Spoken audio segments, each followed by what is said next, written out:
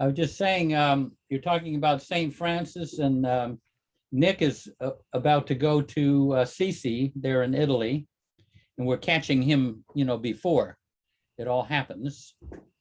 And, he's our guest tonight.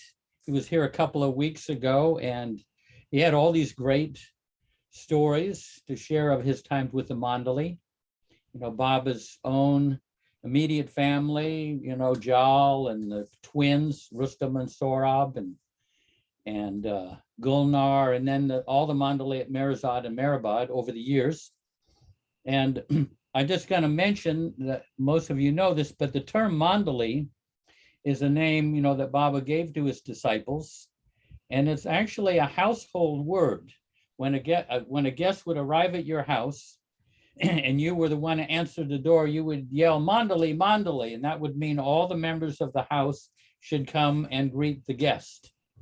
So it's I think it's really touching that Baba uses the term mandali to refer to his disciples, family members.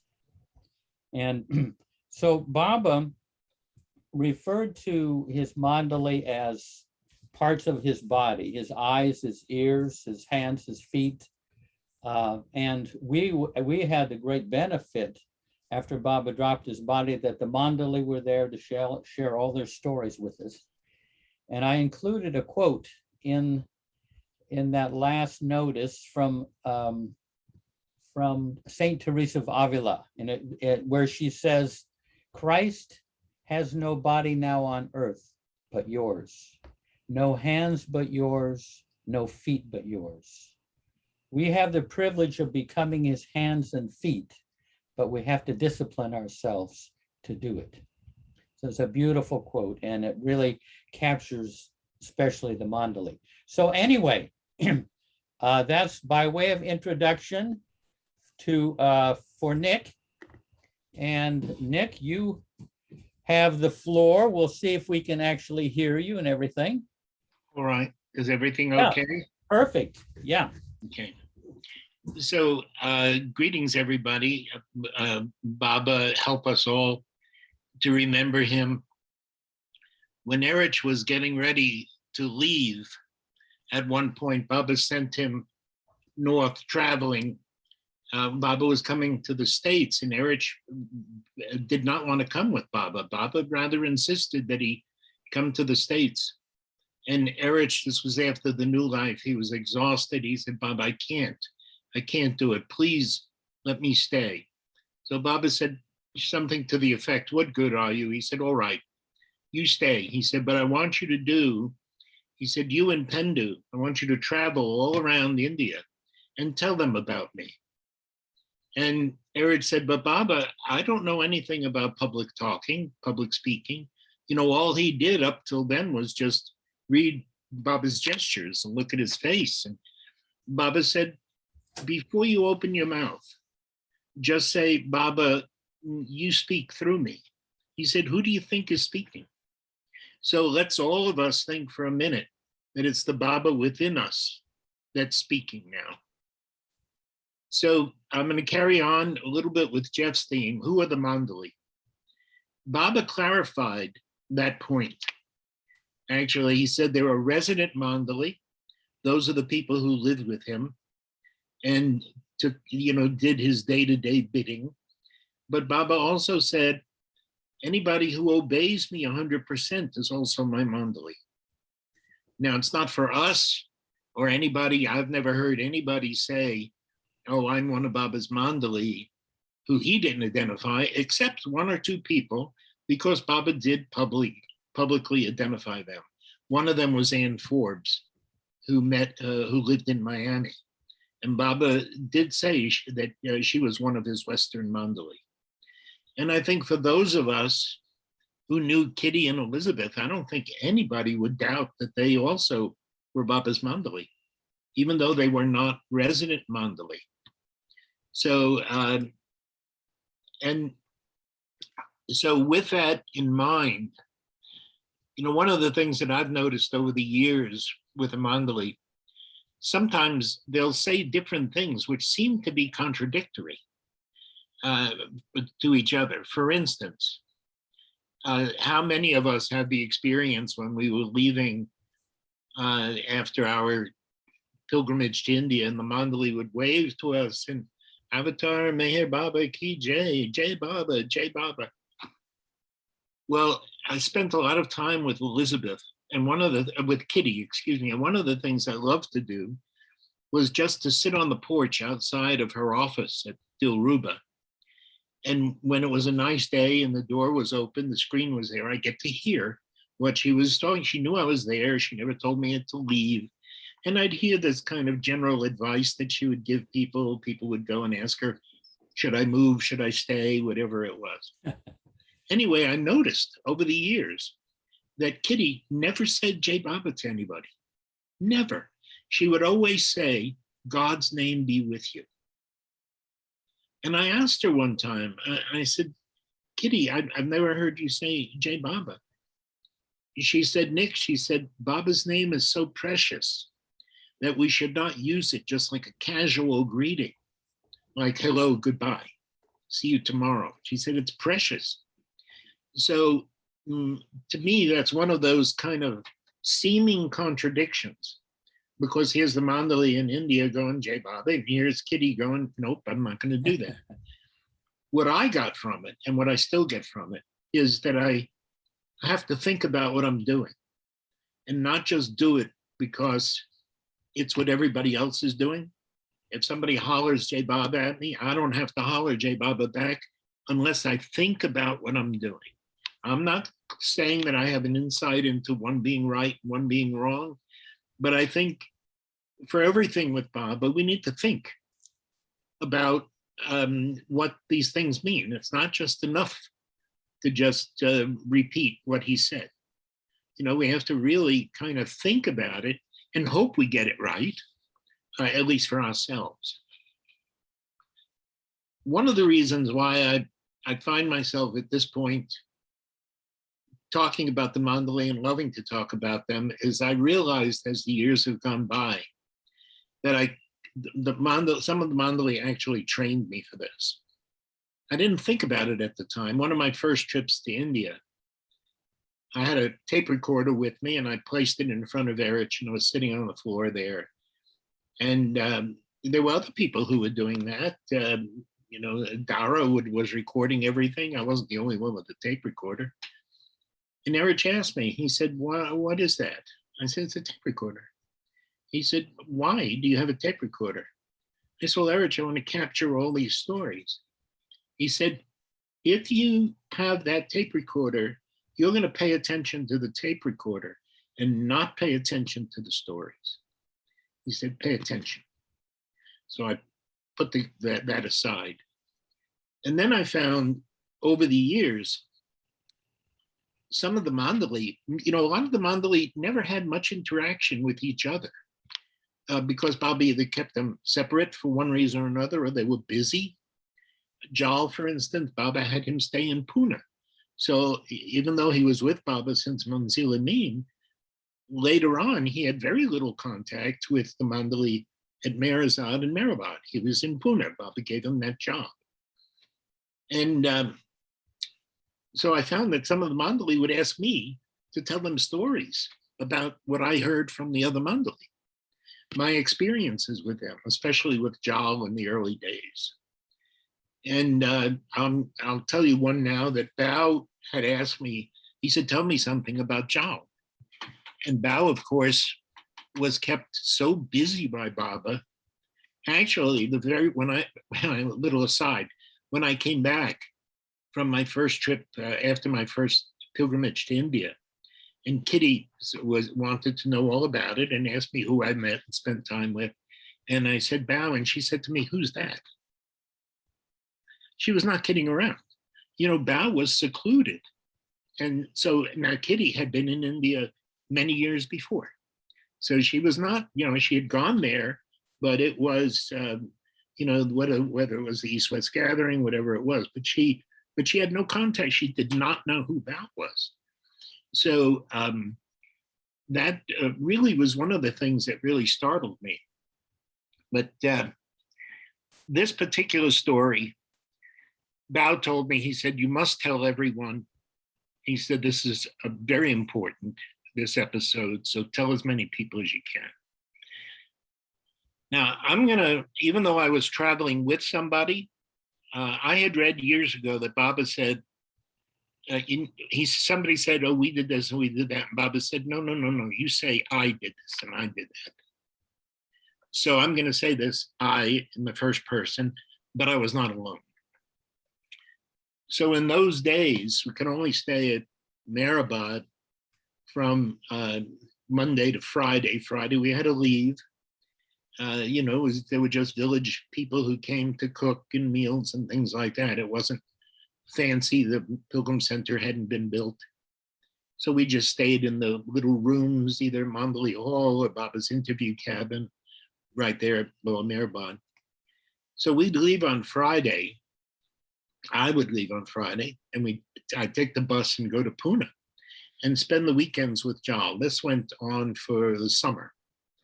I happened to be there just about 3 months. And every weekend, without fail, I'd go to Pune to spend that time with Jal. So Jal's habit, now he wasn't doing this, what I'm going to tell you, he's not doing this just with me. He was doing this, there were other Baba people there, although there were not very many Westerners. There might have been in those days, my first trip there, I think there were 6 Westerners. There were more Mandali than there were Westerners on pilgrimage. So what Jal's habit was, he would, as soon as we get there on Friday, we'd go to the National Hotel, for those who knew it, one of the old hotels. We just we'd call Jal on the phone, and then he would come and we'd have tea. Then he would take us to a hotel. He would always select the hotel that we were to stay at, that I was to stay at. There's one hotel, very old hotel, gorgeous, very wide staircase. And he'd go in and make sure that we were going to pay a fair price for the room. And then he would walk upstairs with us, because the room was on what we would call the first floor. It was the lobby floor, and then the room's on the first floor. And the room that I had was just off the top of the stairs. And after we got all settled in, John said, now, this was the Friday that we got there after, the bus trip. John said, okay, now I will be here tomorrow morning, 7 o'clock in the morning. He said, now, I will knock on the door. You will say, who is it? I will say, Jai Baba. You will say, Jai Baba, and only then unlock the door. Now, he did this that morning, the next morning, Saturday morning. After he took us, then we went out, we went for breakfast, had tea. He would take us to the different places connected with Baba. St. Vincent's School, a hospital where Baba was born, Baba House. We'd ride the bus all around Pune. We went to see Sumitra, the elephant that Baba used to feed. Then we'd get back to the hotel. Oh, and we'd have lunch out. Then we'd get back to the hotel. And he'd walk us up till we got back in our room. Walk up this, and he might have been at that time about 70. He'd walk up the flight of stairs. He said, I'll see you for tea. That was May at 3:30. So we now go in, have a rest, and he walks downstairs. No elevator. Walks downstairs and leaves. Comes at tea. This is repeated for dinner. So he is now 3 times he's walking up and down. So the next morning, and each time it was, you could set your clock by whatever time he said to the minute. And he had a Mickey Mouse watch, space watch, Mickey space watch. And he would do this thing where he'd stick his arm out and he said, Mickey says, and he'd tell you the time. So so now it's Sunday morning, and I know he's gonna be there at 7 o'clock. And I think to myself, why am I sitting here in a comfortable chair waiting for this old man to walk up this flight of stairs? I'll walk downstairs and make it easier for him. And it might have been about 5 of 7 or something like that. I opened the door, and there is Jal with his foot on the top step. He looks at me, he said, "Where are you going?" I said, "Downstairs."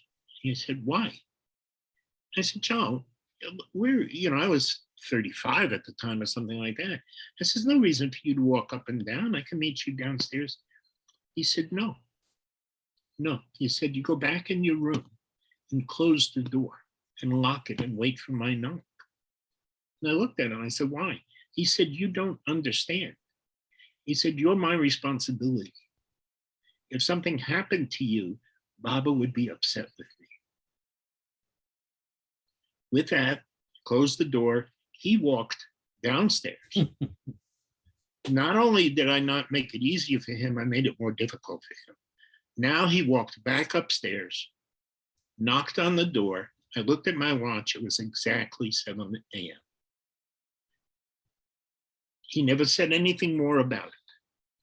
But it's the first time that I really began to get a glimpse of what it means to fulfill your responsibilities, that he took it that seriously, that we were his responsibility, not just me. And as I say, this isn't because of me for any reason. He was doing this with other people in Pune because Baba had given him that job. Baba told him to be his emissary in Pune for the Westerners. So, and that story, when I told that to Bao, he said, you have to tell as many people as you can about that. So I'm going to hop around a little bit, but if anybody has a question about a particular mandali, I'll see if I can drum something up. I've written down some notes. So let's if you, for those of, and you see, one of the things, I mean, I know some of you that are here that I'm seeing, I know that there are maybe quite a few maybe, that have experiences with the mandali. The thing is, in those days, there were no books. When I found out, I didn't know Baba dropped the body. I went to the center first time, 1968, and the center was closed. Because in those days, you had to be, Fred Ella would go away, they'd go to the mountains when it was hot. And when I went there to stay the very first time, the spring of 1969, and I got on the center and somebody said, "Oh, you're going to the darshan." I said, what darshan? He said, "Baba dropped the body." I didn't know. I wasn't a member of any group. I found out about Baba just by seeing his photo on a bookshelf. So I didn't have any person who said, "This is Meher Baba." So the mandali, for me, were really critical because that was how I found out about Baba. I found out the details about, because as I say, I think there might have been 4 or 5 books available, at least the ones that I saw at the time. God Speaks, Avatar, Jean Adriel's book, The God Man, and the Discourses. That was it. Now, of course, people can go online and they can see what did Baba say about eating tomatoes, or what did he do on this day in 1944, and all those details are there. But the mandali, one of the strong things that they did is I found, as I started thinking about this thing about contradictions, there were some things that really were mind-boggling. For instance, we say the prayer of repentance and we're asking forgiveness for hurting somebody's feelings, and we're asking forgiveness for telling a lie. I don't know about you, but I couldn't reconcile those two. Because if somebody said, "How do you like my shirt?" and I didn't like it, what am I supposed to do? I say, "Oh, I don't like it," and it hurts their feelings? Or do I lie and say, "Oh, it's a great shirt. You look really good in flowers and polka dots and stripes"? I couldn't reconcile this. And it bothered me. And in the early days, I would write to Erich and I'd get responses. I'd write to almost all the mandali. There, all of those things will end up in the archives, up in the MAC archives before too long. I have letters I was writing to Mansari, to Jal, to Baba's brother, to Erich, to Mani, Dr. Goer. They all responded. And I was bold enough to ask them silly questions, which now I'm glad I did. So let me jump in here with Elizabeth, who I don't know if many of you knew Elizabeth or had much time with her.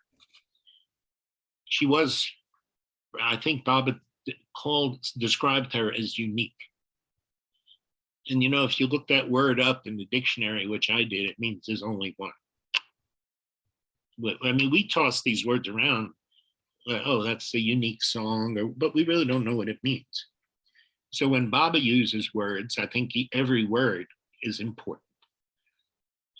Matter of fact, Mani said, and I just remembered this now, Mani said one time that Baba told them, he said, you have to, and he gestured with this, he said, you have to catch my words before they fall to the ground. He said, don't use my words as toilet paper. And he gestured that he was wiping his behind. And Mani did that gesture. She said, you have to catch my words before they hit the ground. So Baba referred to Elizabeth as unique. I was fortunate in that I was living in Myrtle Beach for about 5 years, in the mid 70s to early 80s. And I was doing volunteer work at the center. I would help Fred Ella. I would go on the weekends and just help them at the gateway. And I'd wander around the center and sort of be a little bit of a watchdog. And Elizabeth gave me very specific instructions about what to do. And one of these evenings, it was a chilly winter's night, and I was in the original kitchen. It was crowded before the program was going to start. And Elizabeth had told me to always look to see if there was something that we don't want anybody to get injured on the center. So everything, and Baba wanted everything kept in 100% repair. So I'm in the original kitchen, and and mind you, this is in the 70s, so we're talking about 40 some odd years ago. The floor was that covered with that kind of vinyl linoleum in sheets. And I noticed right by the little portable furnace that was, not the portable, but the gas furnace that was there, part of this, right at the seam, the vinyl, it was peeling up. And so here was this piece sticking up, and I looked at it and I thought, gee, somebody might trip on that.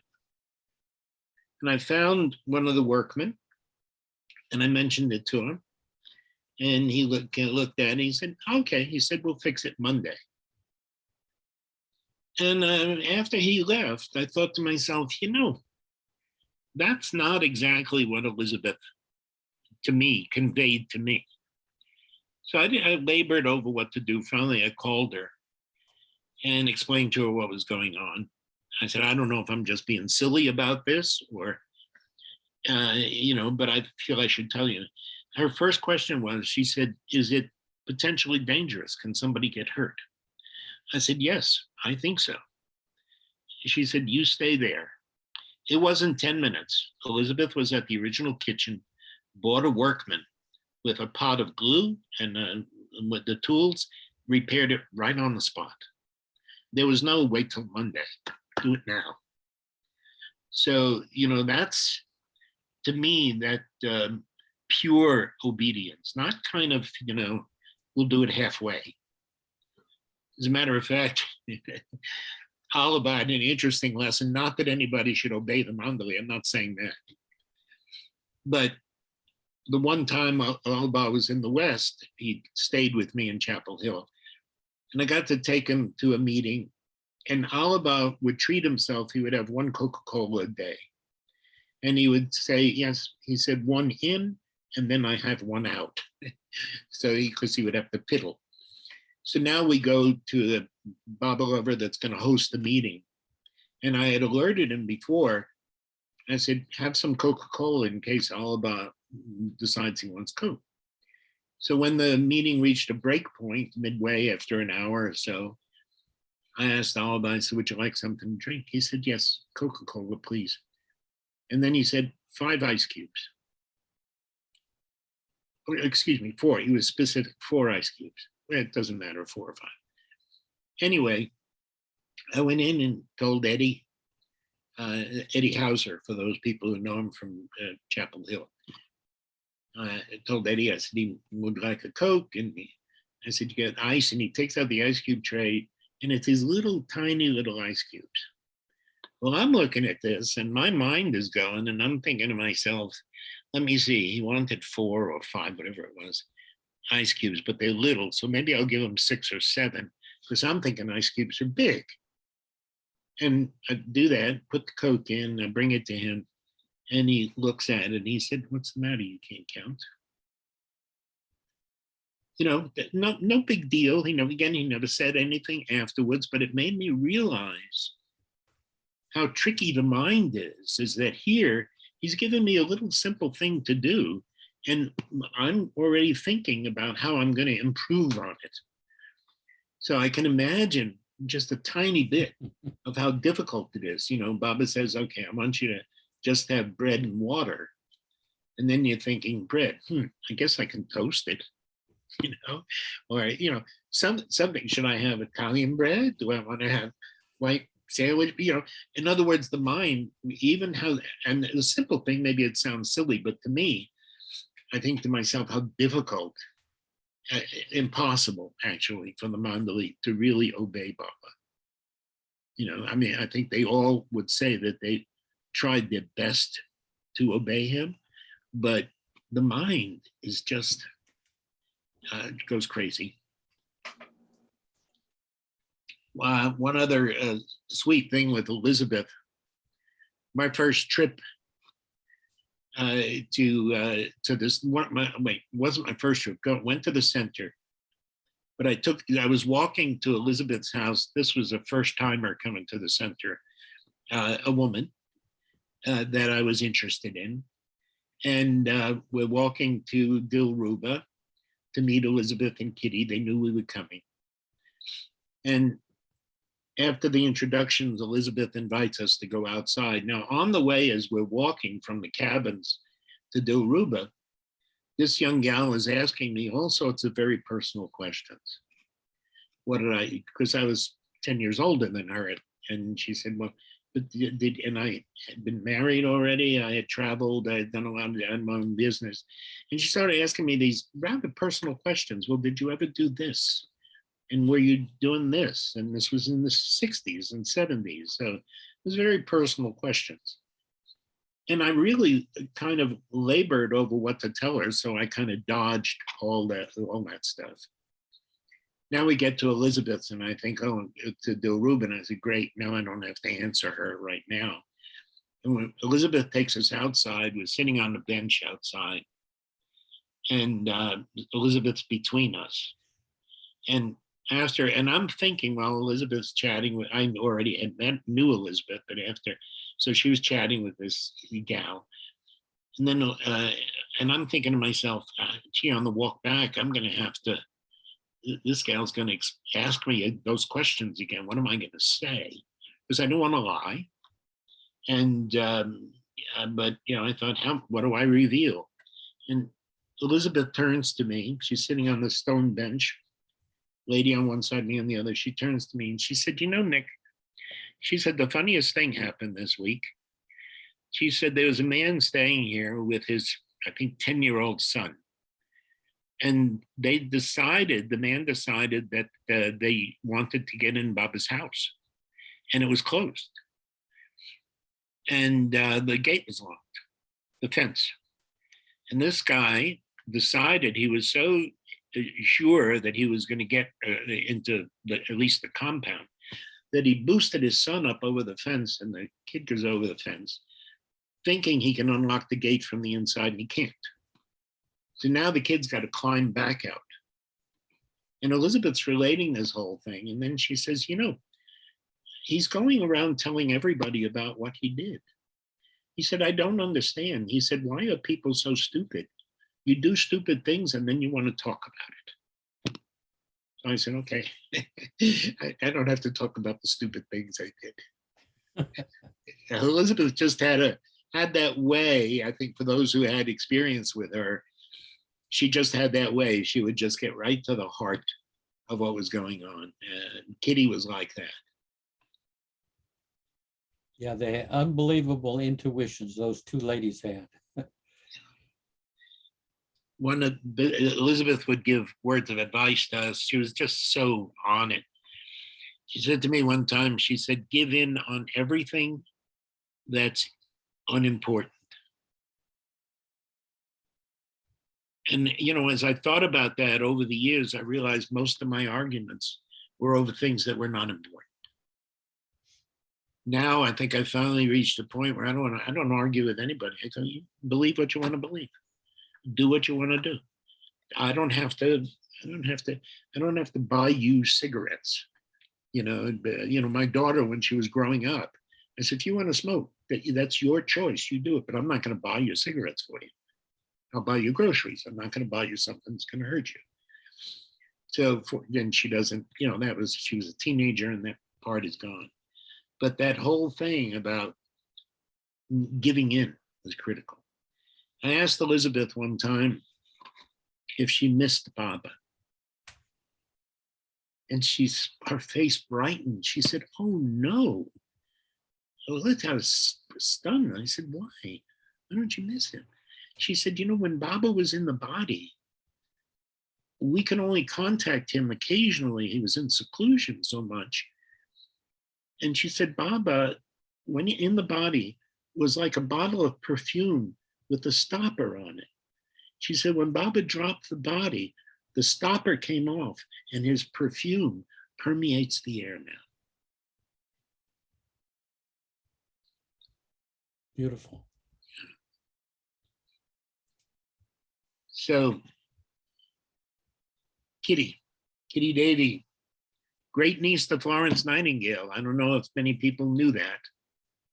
I was actually in nursing school in those days, and that was a little bit of the connection I had with Kitty. But I had a little hairdressing salon in North Myrtle Beach, and I would also do Kitty's hair occasionally. But after coming back that first trip from India, it seemed that Erich, in those days, there was always a theme to what he wanted to talk about during a particular pilgrim season. It might be obedience, it might be love, it might be whatever it was. This time he was talking about the impending war. He said there's going to be a third world war. And so Kitty, sitting with her, she said, well, what was Erich talking about? And I mentioned this. I said, Erich said that there was going to be a third world war. And she said, yes. She said, I was there when Baba said there would be a third world war. And then she said to me, but don't make the mistake of thinking that this next war will be military. She said, this third world war that's coming will be economic. Because Baba said, it's what Kitty's words. She said, Baba said that in this next war, in this big war, 100% of the people of the planet will be affected. She said, military wars never affect 100% of the people. Economic war will. And of course, that was in 1976. And I think, at least to my eye, I see us moving in that direction in the world. So one other thing with Kitty, I grew up a New York, Brooklyn Italian with a pretty fiery temper. And it took a long time for that to kind of settle down. Age is wonderful for that reason. I don't fight anymore because I'm going to lose. But there was one person I was having a lot of difficulty with, a guy. And he just rattled my cage. And I was so close to just punching this guy in the nose. But I knew that if I did that, I was going to get thrown off the center because, you know, Elizabeth and Kitty wouldn't put up with any of that stuff. So I went to talk to Kitty, and I poured out my heart and soul. And I said, Kitty, what do I do about this? She listened to me and she said, she said, Baba said we have to love each other. He did not say we have to like each other. That has been my guideline now for my life since then, is that it's very easy. I find this, because I never thought of the difference between the two. Love and like, people use those words interchangeably sometimes. But I realize that I can love somebody and not like them. And to me, at least for my feeling, to like somebody, that's who I can live with. Who can I share a meal with? Who do I want to hug and hold close? I can love somebody who's 20 feet away from me. I can chat with somebody, I can meet somebody for dinner, and I could express love, feel love, but I don't have to, like you say, I don't have to like everything about them.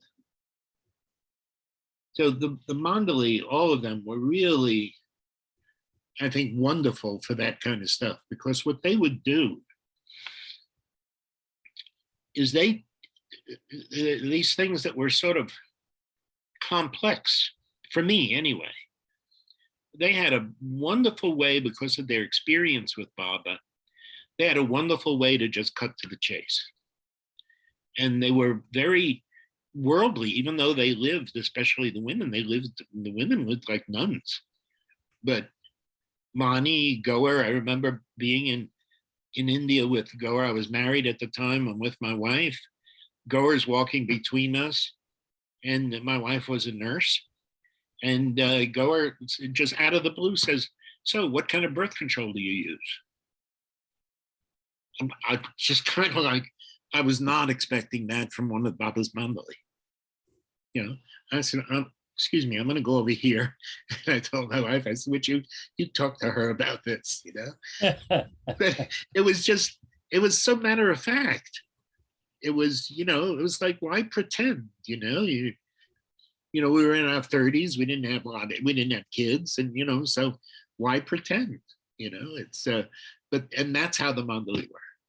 And that little example right there, here's Baba's doctor, lifetime with Baba. As a matter of fact, is a woman in Durham, Barbara Connor, married to John Connor. She is a massage therapist, and she was doing massage on Gulnar. And Mara told her, she said, touching Gulnar is the same as touching Baba.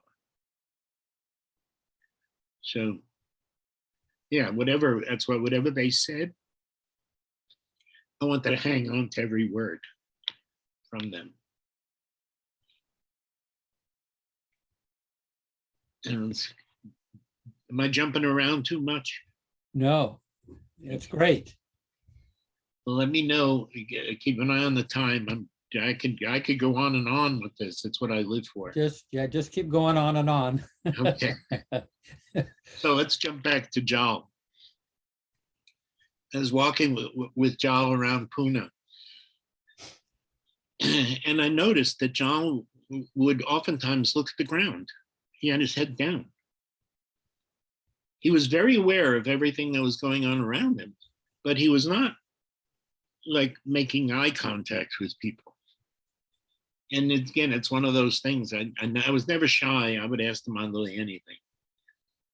And Jal had a particular relationship with Jal. We started writing to each other in probably 71 or 72. Actually had a child that he named. So it was a particular relationship. And I was completely free to talk to him about anything. But I asked him, I said, Jal, I said, what are you looking at? He said, what do you mean? I said, you don't look where you're going. You're looking down. I didn't know whether he had a balance issue or problems with his feet. I'm thinking, like a silly Westerner would think. I wouldn't for a minute think there was a spiritual reason for it. John said to me, Nick, he said, you have to train yourself so that you can look without seeing, listen without hearing, and talk without speaking.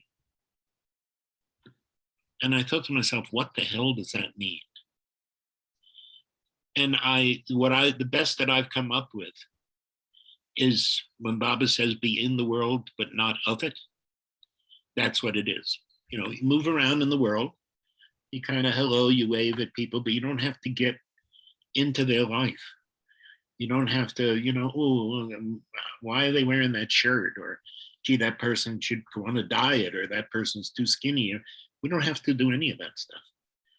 You know, just, it was, again, one of those little jewels that they were famous for. I was on my way home after spending the summer, 3 months in India. And Jal, Erich also with me, I think he probably did this with other people. They just had a way of going, what's troubling you? What's on your mind if something was troubling you? So we're in a hotel room saying goodbye to Jal, leaving the next day.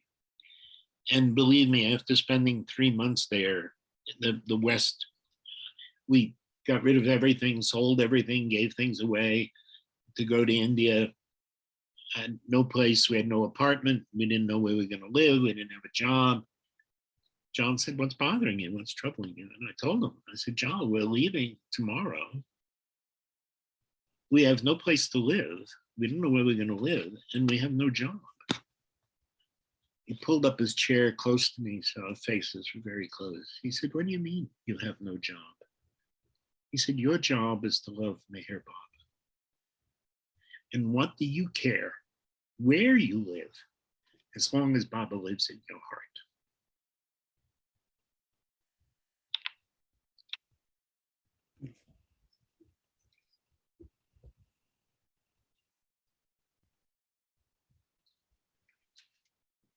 There was an old mandali member or resident. I'm not sure he's not, a lot of people didn't know about him, but Minu Karas, I think his last name was Karas. He had been with Babajan. Babajan sent him to Upasni. He stayed with Upasni for years. And then he went That's Minu Barucha. Barucha, okay. Yeah. Minu Karas is the guy from Pakistan. Yeah, that's his daughter right below you. Oh, hi. Oh. Minu Barucha's daughter? No, Minu Karas's daughter. Oh, hey, hey. Jai Baba, Nick. Jai Baba. So Minu Barucha. Yeah. So anyway, Minu, that trip to India, I was young. I was married, but I was traveling by myself. And I was really, really troubled with horrible thoughts. I had terrible, terrible thoughts, embarrassing thoughts. A good bit of it concerning lust. And I was so embarrassed that it got to the point that I stopped going up the hill to the Samadhi, because I thought, I'm going to say or do something, or it was almost as if I felt like people could see what I was thinking. I don't know, you know, I was just, anyway, Minu, I had heard that Baba had told him that this birth was his last birth. Yeah. And I actually had spent time with Minu on a previous previous pilgrimage. Minu was an electrical engineer, and he laid out all the grid work from Mehrabad, because the first time I was there was no electricity. Electricity didn't come till probably 77, 78. And I actually got to work with Minu. He put me to work. He'd tell me where to stand, and I would stand and hold some kind of post or whatever, and he would measure because then they laid out all the electrical cables and the power poles and things like that. So we knew each other. So I saw him and I said, Minu, I said, can I talk to you? I said, I've got something personal I want to talk to you about. He said, yeah. He said, come for tea. So that afternoon I went for tea. And in those days, I carried a camera bag and it had some money in it. And the days when you had all the lens attachments for the cameras. So I go to his little room that he had and I put the camera bag down. We have a cup of tea. He said, what is it you want to talk about? I said, Minu, I said, I have a question for you. I said, I have heard that Baba said this was your last birth. Is it true? His eyes flashed. He got upset with me. He said, what business is that of yours? I said, Minu, I don't really want to know about the details of that. I'm not asking for that reason. I said, but if Baba told you that, if that's true, then I have a question to ask you. But if he did not tell you that, then I won't bother you. I won't ask you the question. He said, yes, Baba did tell me that. What is your question? I said, what do you think about? He said, what kind of question is that? I said, Minu, it's your last birth. What do you think about? Are you thinking about Baba all the time? Are you thinking about roses and flowers and listening to music? You know, what happens in a person's mind if it's their last birth? He said, why do you ask me something like that?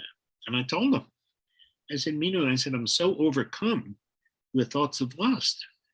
And he looked at me, he said, brother, the minute you walked in my door, the very first thought I had was whether or not I could pinch something out of your bag. I said, really? I said, you're thinking of stealing something? Your last birth, and that's your thought? He said, yes. He said, the thoughts are always there. The thoughts will always be there. He said, most important, don't put them into practice. Don't put them into action, but the thoughts are always there. Beautiful. Yeah, so. Hey, you know, I'll tell you, just breaking in here, Nick. Yeah. I once asked Minu, knowing that it was his last life, what, I said, what is life like for you? And he was sitting there at Marizad. He looked up at me and he said, meaningless. But it wasn't the opposite of meaningful. I'd never heard that use the word meaningless.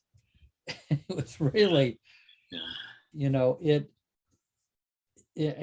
really kind of bewildered me, but it wasn't, like I say, it wasn't like meaningless, like the way we would use meaningless. It was like a cosmic meaningless somehow.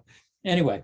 It's the beauty of what they say, because you have to think about it. Yeah. It's none of this is throwaway. You know, they didn't throw anything. They just don't throw stuff out there. Yeah. Bao stayed with me. I had the great good fortune to host Bao, I don't know, 8 or 9 times when he was in the States. And he and I, of course, he would, our house, for those who had been there in Chapel Hill, I know Jeff's been there. It was a big open living room. Kitchen was one great big room. And Bao was having a private conversation with somebody, meaning there were no other lovers there, Baba lovers, but us who were household. So, and this fellow wanted to talk to Bao, and Bao said, oh, sure, okay, he arranges. They're sitting on the couch, and I'm in the kitchen preparing a meal. So I hear everything that's going on. And, Bao had a room he could have taken the fellow to, but he didn't for whatever reason. Wasn't that private a conversation. But anyway, this fellow opened his heart and mind to Bao and told him what was troubling him. And Bao said, but why did you do that? And he kept giving his reasons for him. Bao said, yeah, but you didn't have to do that. You could have done this. But the fellow kept holding on to what he did.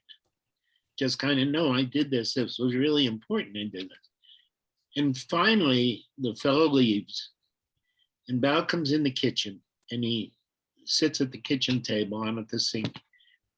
He said, where there is justification, there is no repentance. And where there is no repentance, there's no forgiveness. Yeah. Beautiful. Yeah. That was, one of the themes of his trip was that those Say that again, because that was very meaningful, a theme of one of his trips to the West. Where there is justification, there is no repentance. And when there is no repentance, there's no forgiveness. And where there's no forgiveness, there's no change. I think all of us want to be forgiven. Yeah. You know, eventually we're all going to have to say, I'm sorry. You know, matter of fact, Margaret Krask, for those who, I didn't spend much time with Margaret, but the time I got to spend with her was incredibly meaningful. But I was very close to Anne Conlon, and Margaret and Anne were very close. Anne Conlon told me that just shortly before Margaret died, she called all her close friends together and apologized to them for anything she might have done to hurt their feelings. Now, if anybody knew Margaret, this was not somebody who hurt. I mean, she could be hard, she could be sharp, she was certainly a force to be reckoned with, but she was with Baba since, you know, I'm sure the beginning of time. She was with him in Portofino. You know, this is a woman who goes back a very, very long time with Baba. And she scolded me, you know, but I never felt that she needed to apologize because I knew who it was coming from. You know, when the mandali would scold us, and that didn't happen frequently, fortunately, because they could be frightening. But I never felt that they didn't get anything from it. They were doing it for me. Yeah, excellent. Yeah. You know, first time I was in India talking to Mani out at right at the trust office, and I had a pair of sandals on, and there was something stuck to my sandal, and it was bothering me. And here I'm carrying on this conversation with Mani, and I kind of reach down and I brush off, it was a cigarette butt stuck to the bottom of my sandal. At that moment, Erich comes out of the trust office with some papers. He looks at me, and I had met him already. But this is maybe the first or second day we're in India. He looks at me, he said, Nick, you pig, where have you been raised? How have you been raised? And I could just feel myself fill up with tears. I was so embarrassed. Mani's there. He said, come with me. He takes me through his office where he and Mani had opposite desks. He takes me through, we go on the back veranda, there's a sink there, soap and water. He said, wash your hands. And while I'm doing that, and I'm crying, he can't see me because I'm facing this way. He's over here behind me. And I'm thinking to myself, I made a mistake coming here. I'm going home. I'm going back to the States. I don't need to be here and be embarrassed like that. And he's telling me while I'm washing my hands, he said, India is like one great big toilet. He said, you never touch your feet, the bottom of your shoes with your hands. Wash your hands. Now, before going to India on that trip, stayed at the center for about a week. One of the videos I saw, Baba seated in Mandali Hall, he had wanted to wash his hands. They had their little side table, basin. Erich poured water over Baba's hands. Baba washed his hands.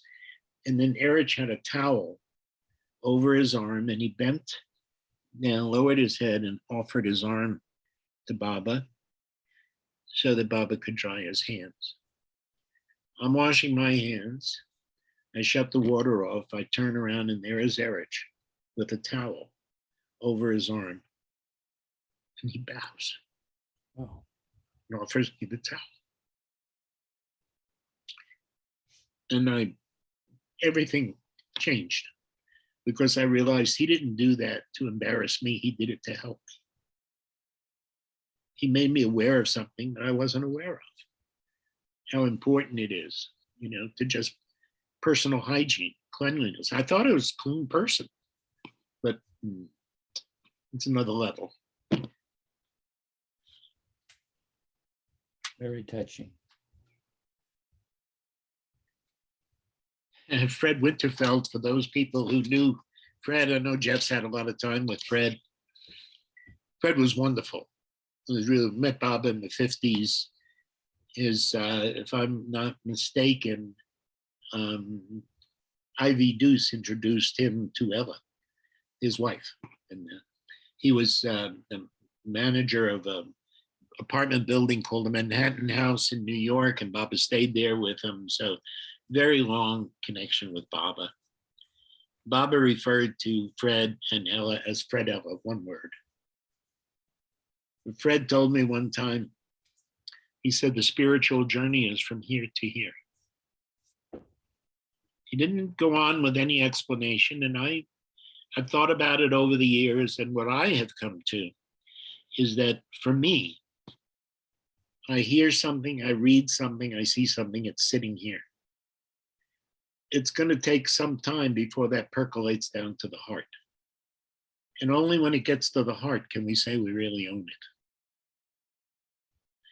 And for me, some of these things, I've read things about Baba, letters from the mandali that I have that are 50 years old, and I read them now, and it's like, why did I miss that before?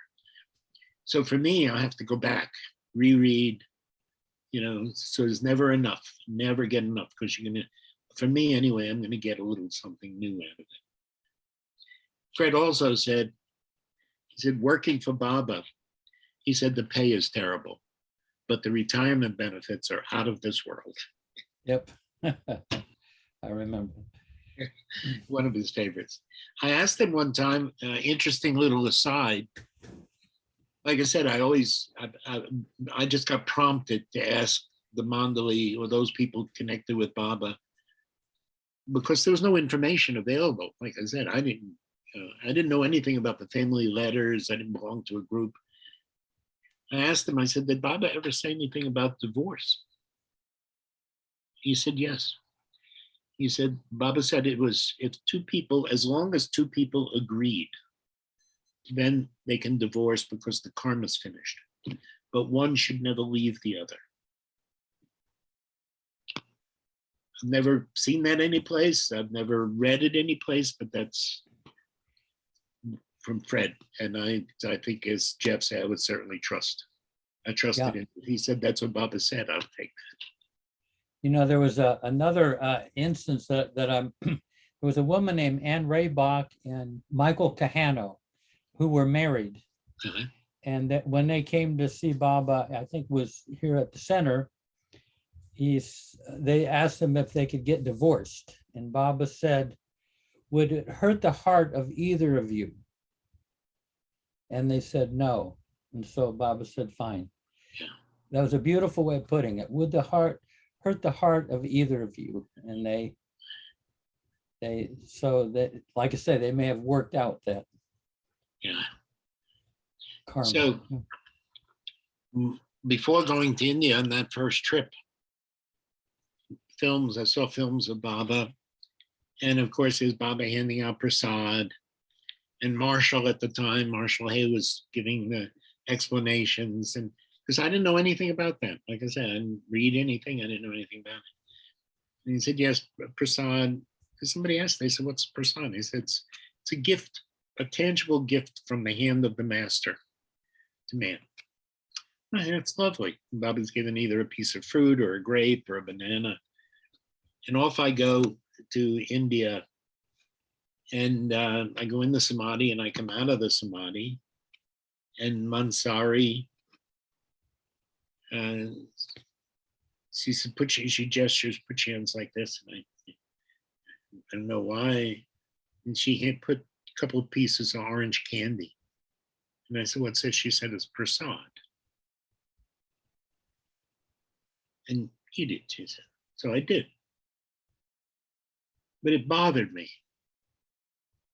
because it wasn't from Baba's hand. A couple of days later, I was walking with Erich. He would walk every morning, and I would get to walk with him. And he said, what's on your mind? What's happening? You look troubled about something. And I relayed this to him. He said, why is it being called prasad? It's not from Baba's hand. He said, brother, He said, the very air you breathe is prasad if you take it that way. Beautiful.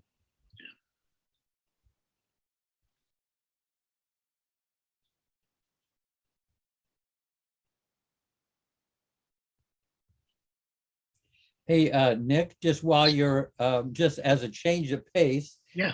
you got a joke that you can, either one that Jal told you or one of your own? I actually have a new one that I just saw a couple of days ago.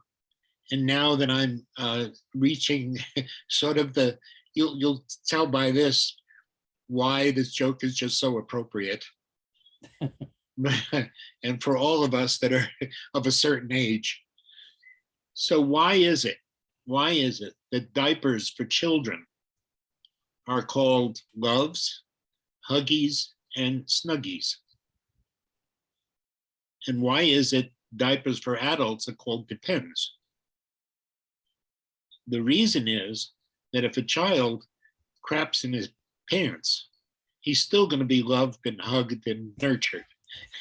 If an adult craps in his pants, it depends on who's in the will to clean it up.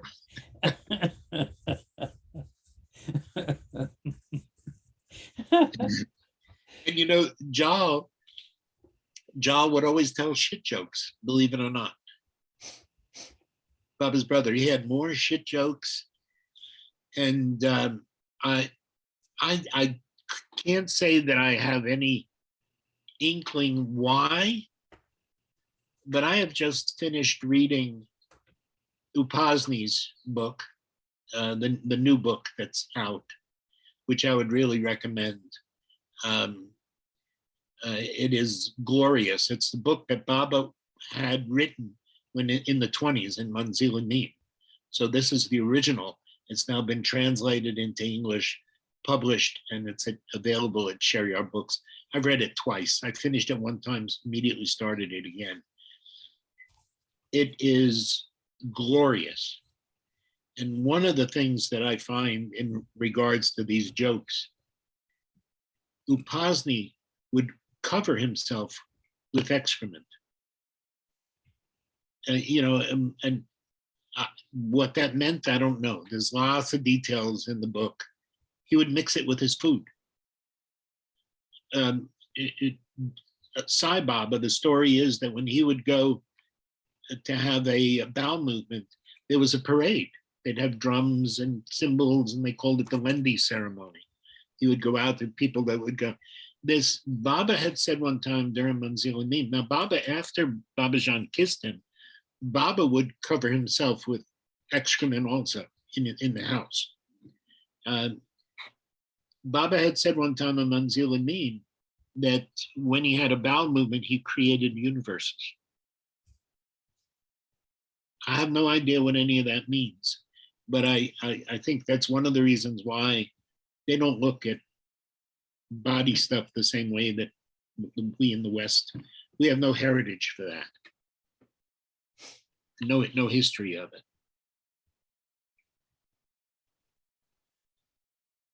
Mara was asked one time, Baba would periodically say, ask me for anything and I'll give it to you. Mara was asked, what should we ask Baba for? And she said, ask him for his love. Baba, please make me worthy of your most precious love. The best we can ask for. She said, because when she had told Meru, because Meru asked her and what to say when Baba asked her, and she told Meru that. And when Meru told Baba, answered Baba, when he said, what do you want? She said, Baba was so happy, was so happy. Just make me worthy of your most precious love.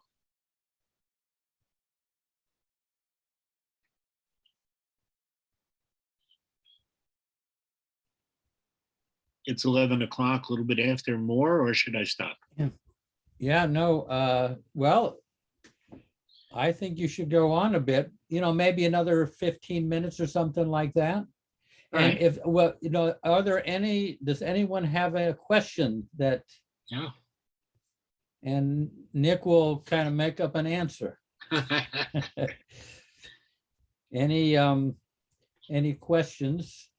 If anybody has a Oh, these- particular mandali they want anything information about. Let me think. Anything with Balna too? No, actually, Baal, I had probably the least amount of contact with Baal. Yeah. I do have a couple of interesting Adi stories. Yeah, yeah. Baba's secretary for 50 years.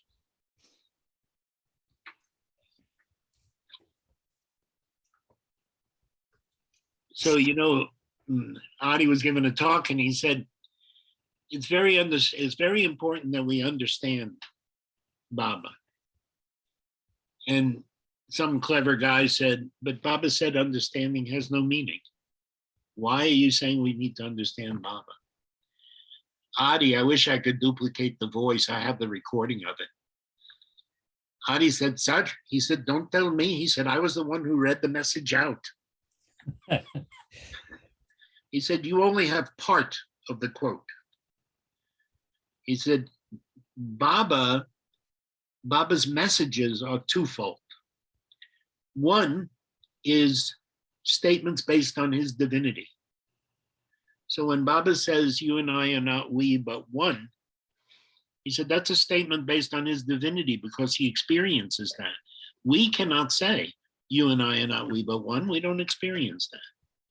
The best that we can say is, Baba said, you and I are not we, but one. Now, the second meaning to understanding, he said, is how we should live. He said, and that you should have a clear understanding of how one should live. And how do you get that understanding? Reading stories, spending time with people who had that experience, finding out about Baba's life, the intellectual side. Erich one time told a story in Mandali Hall, and somebody afterwards, he finished the story, this fellow said, Erich, you told that story a couple of days ago, but you told it, differently, like it happened here instead of there. And Mani was there, and Mani said, you're missing something very important. She said, don't get hung up in the details. The most important thing is the gist. You have to get the gist of the story. If you get the gist of the story, then you're fine. And that doesn't matter whether something happened Tuesday or Wednesday. That's one other pops in mind. Many years ago, his home had some Baba people over. Everybody had a little bit too much to drink. I went to bed, and I wake up an hour later and I hear yelling and laughing and loud stuff. And I go in the kitchen, and there's somebody throwing oranges and lemons up in the air, and somebody else with a knife who's kind of trying to catch them in the air. And there's fruit juice all over the floor, and all this creating a mess. And of course, I lost it and chased everybody out. And I said, get out, go home. Had a big poster of Baba at that time in the kitchen that said, real happiness lies in making others happy. And one of these fellas says to me, I guess you don't really believe that, do you? He said, because it just makes me happy and you're telling me not to do it. I have to go home. And I really didn't know what to say, but they left. Subsequent trip to India, and I went through this whole thing with Erich, and I explained to Erich. And he was just, it was so simple, so obvious. He said, Nick, he said, never compromise your own values. You only make somebody happy if it doesn't compromise your values. And he gave me this example. He said, Nick, he said, suppose you meet a woman and she says to you, and these were Erich's words, and this woman says to you, Nick, it would make me very happy for you to have intercourse with me. Would you do it?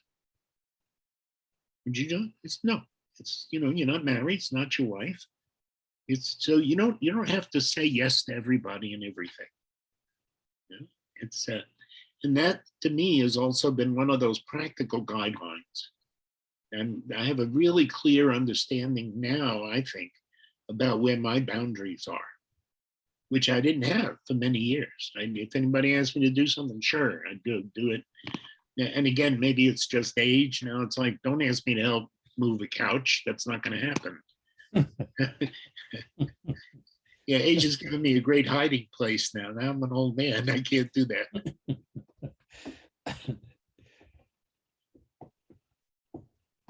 He also said, this is Eric, she said, you have to make a difference. You have to understand the difference between, with obedience, the difference between obeying the letter of the law and obeying the spirit of the law. And that completely lost me because I had no idea what he was talking about. And he said, okay.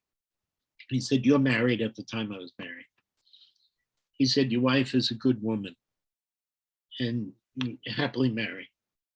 He said, but then you meet another woman and you desire her. You want to physically have relations with her. But you don't because you're married. He said, but now you divorce your wife and you marry this other gal because now that's the reason why you're doing this. He said, technically, you've obeyed the letter of Baba's order, but haven't you broken the spirit?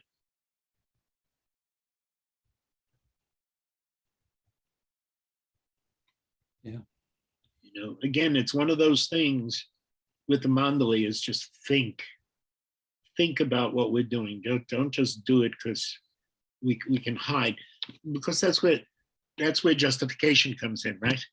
Oh yeah, no, and Baba said we can do this. This is okay. And you find, and everybody, we all do it. I've done it. We all find, we look at the world around us. There's so many people that do that. They hide behind a religion. Is where it says this, we can do this. We can do this. We can have 5 wives. We can, where's the spirit? Where's the spirit? Not the letter.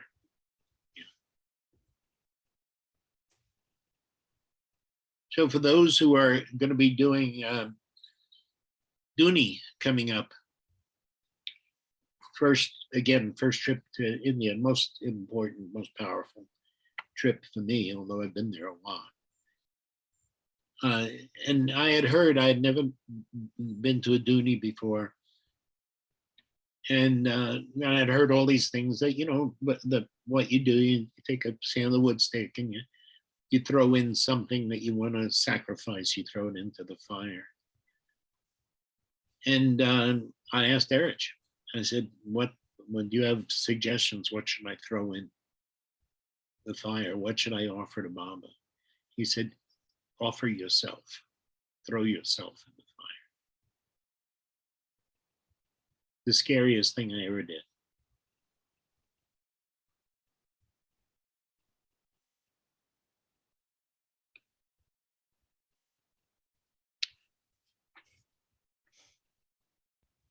I knew this was going to be my closing story. I was a hairdresser, as I said. So because I was in India so long, I ended up cutting everybody in creation. It seemed I was cutting everybody's hair. Fortunately, I got to cut many of the mandali, which gave me a nice little intimate time with them. But also Westerners, everybody, whoever was there. There was one day I must have done 10 or 12 haircuts. And I found that Gulnar actually scolded me afterwards. And Eric told me, no more free stuff. He said, you don't give your work away, was his words to me. But anyway, that this trip, now I'm getting ready to leave and got a taxi waiting in Merazad. And Pendu, for those, I think most people would know about this, but right where the blue bus was, and Pendu is sitting in his chair. And I'm overstanding there because I'm saying goodbye to Pendu. And now the women mandali come out from the back. Mara did not come out, but Mani came out, Rano came out, Gulnar came out, Katie came out, Anavaz came out, the pilgrims came out. And I am not exaggerating, there was a queue, must have been 20 or 30 people to hug me. Needless to say, my head, there was no hat in the universe big enough to fit my head. And say goodbye to everybody. Erich walks out to the taxi with me. He puts his arm on my shoulder. He said, brother, it seems like everybody really, really loves you. And I said, yes, Erich, it does seem that way. Big head. He said, 5 minutes after you're gone, nobody will remember you. Hey, Baba. We're going to remember this. We're going to remember your talks, though. They're being recorded. Say Baba, everybody. Thank you. Hey, thank you, Nick. That's just beautiful. Thank you. When you come back from India, from Italy, maybe we'll have you again, because you got a lot of different stories and they're very touching. I'm happy. It's what I live for. Yeah, just beautiful. I have no singing capability. I don't write poetry. But Baba's made me a storyteller. Yeah. Yeah. No, excellent. Thank you. Well, let's have a Mayor Prasad, have you got a final quote or something, or someone else? And then we'll have a few moments of silence. If anyone has a quote, they can read. Otherwise, I have one I can read. Yeah.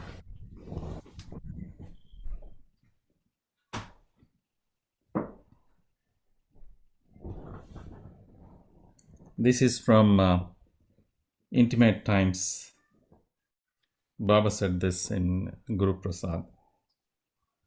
Only give importance to what you feel about your personal relationship with me and how I help you in your daily living. The rest is my business. Read it once again. Yes. Beautiful. Only give importance to what you feel about your personal relationship with me and how I help you in your daily living. The rest is my business. Wow. Thank you. It's very powerful. It's beautiful. So let's have a few moments of silence.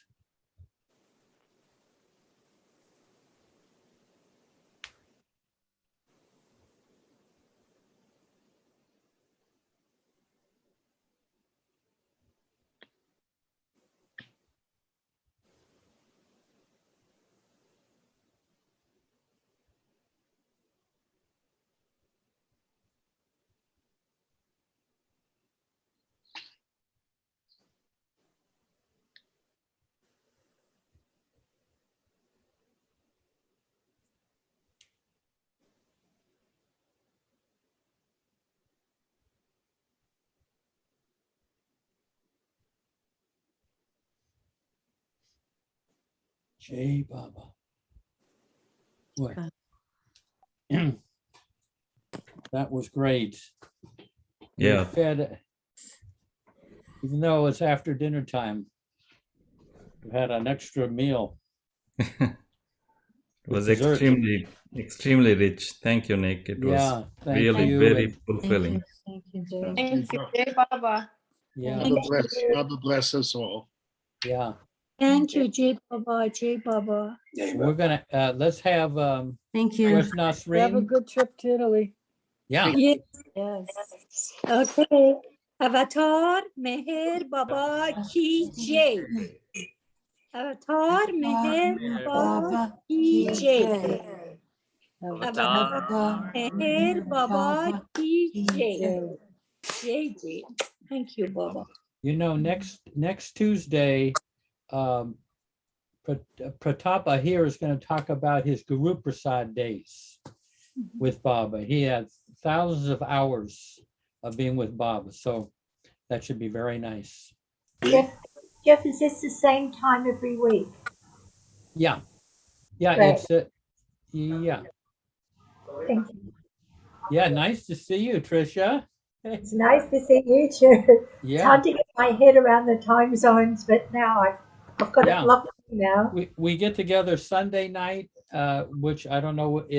I don't know what day of the week it is.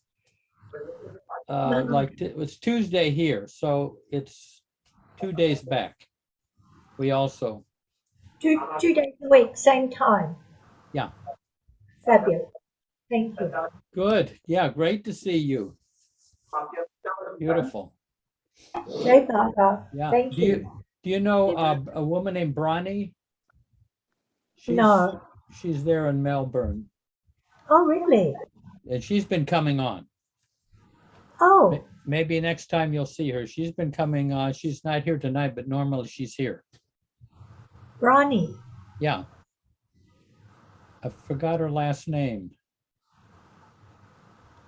Oh, Yeah. no, I've never met her. Anyway, I'll if you come next, one of these times, she's usually on here with us. Yeah, Okay, good. Yeah. Thank you. good. It was Okay, something wow. like Ronnie Smiley or Smile, something like that. Yeah, let's Oh, wow. Splenka, no. Smiley. No, it had something to do with smiling or Yeah. laughing, something like that. Yeah. Yeah. So these are all people from all around, the people you see on your screen.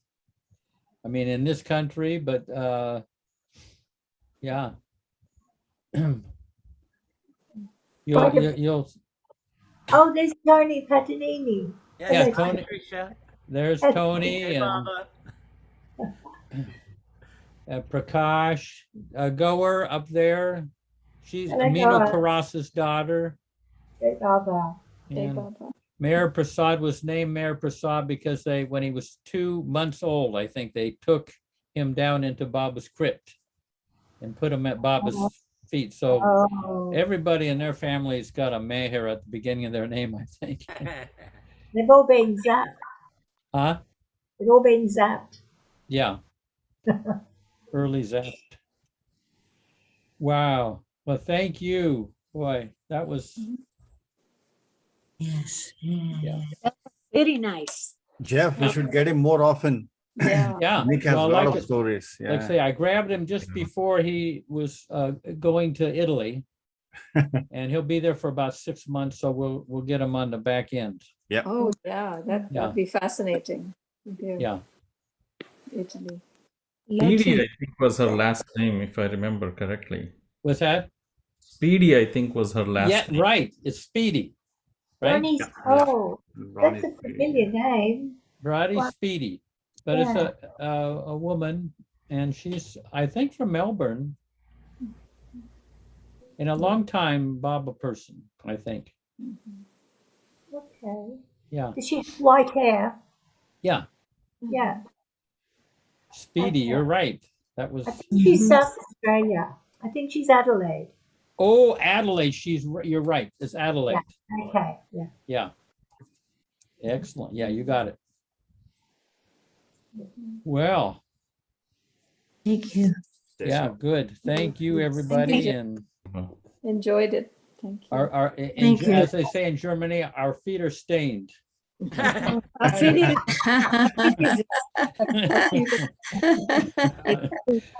Thank you, Jeff. Thank you for bringing Nick and Yeah, good. Yeah. Thank you. Yeah. It was Thank you, like- Jeff. Thank He you. lives just down the street. Very depending. Yeah. Thank you. Thank you, Jeff. Yep, Jay Baba. Thank you. Jai Baba. Jai Baba. Jai Baba, everyone.